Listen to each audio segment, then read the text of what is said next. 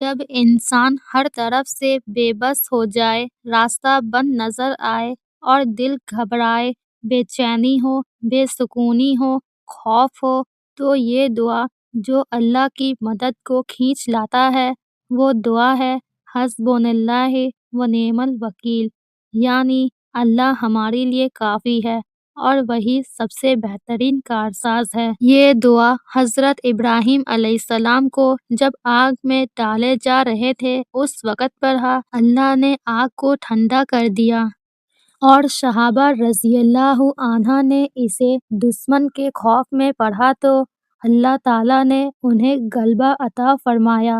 یہ دعا دل کو سکون، خوف کو یقین اور کمزوری کو طاقت میں بدل دیتی ہے۔